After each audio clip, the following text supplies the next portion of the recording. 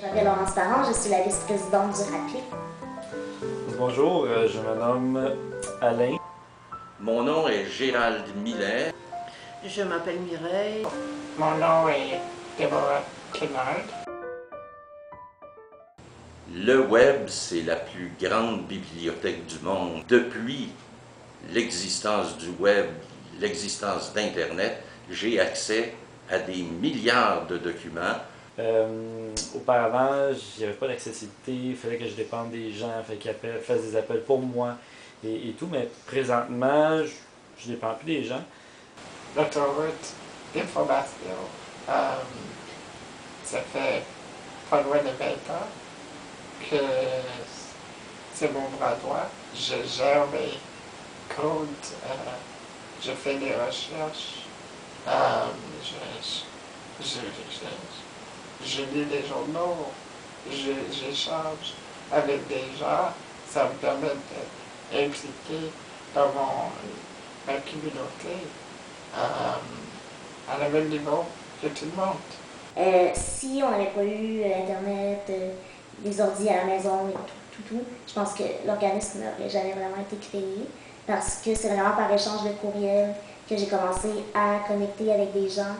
Puis ça n'aurait pas été possible, je pense, de se rencontrer physiquement autant de fois. On s'est connus genre en plein hiver, là. On ne serait pas sorti de chez nous en transport adapté à tous les jours pour se voir, tandis qu'avec Internet, ben là, à tous les jours, on allait s'écrire, s'échanger des trucs qu'on avait écrits, des trucs qu'on avait lus. Fait que c'est vraiment, je pense que l'organisme que j'ai fondé est comme basé à 90% sur des échanges virtuels, en fond. Le web m'apporte également une grande autonomie, comme par exemple faire des achats en ligne ou commander des fleurs. Par exemple, faire son épicerie en ligne aussi, c'est génial.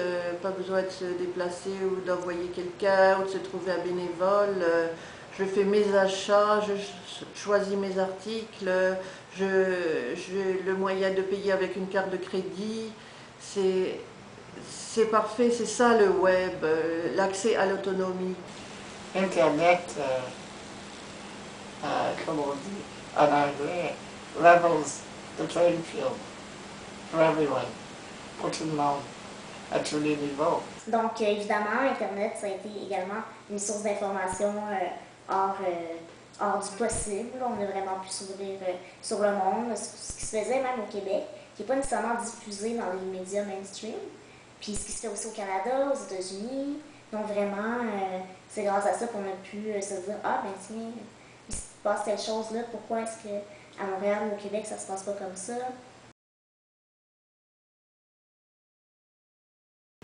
Évidemment, on me dira, oui, mais il y a toujours des petits malins qui développent de nouveaux objets qui peuvent agrémenter, améliorer le net. Et à l'intérieur de ça, il y en a forcément qui ne sont pas accessibles. Pour des raisons que je ne comprends pas, la banque a décidé de refaire le site, soi-disant pour l'améliorer, d'après eux. Mais pour moi, au contraire, là, ça a cassé mon autonomie parce que je ne suis plus capable de faire des virements, de payer ma carte de crédit, de payer des factures. L'Internet est tellement complexe. J'aimerais ça qu'il y ait des phrases simples, mais des fois, il faut naviguer. Donc, puis par rapport à mon travail, c'est très difficile. Donc, souvent, je suis pris, je fais face à des obstacles. J'ai besoin souvent d'un adjoint, il faut qu'il appelle pour moi. Et donc, le système gouvernemental est très difficile. Il y a quelques années, j'avais des problèmes à compléter les formulaires. C'est long, pénible toujours. Les mêmes renseignements, l'adresse, tout ça. Là, j'ai trouvé un petit programme qui s'appelle RoboForm, où on peut rentrer une fois par toutes tous les renseignements qu'on veut mettre dans le formulaire.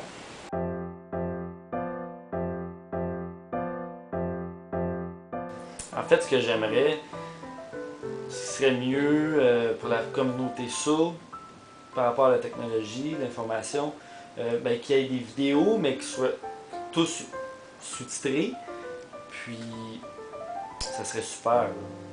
J'aimerais ça que de plus en plus la reconnaissance vocale soit plus efficace. On est bloqué à cause des CAPTCHA. J'aimerais que ça n'existe plus, ces CAPTCHA, parce que c'est vraiment un gros obstacle à l'autonomie et la confidentialité.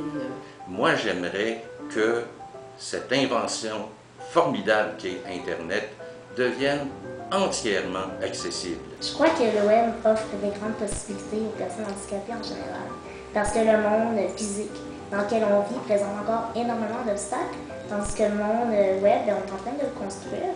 Il semblerait qu'il n'est comme pas trop tard pour corriger les erreurs. On ne peut pas vraiment dire que c'est des erreurs du passé. Là. Je pense que c'est une bonne façon de prouver que quand l'environnement est accessible, ben, la situation de handicap diminue.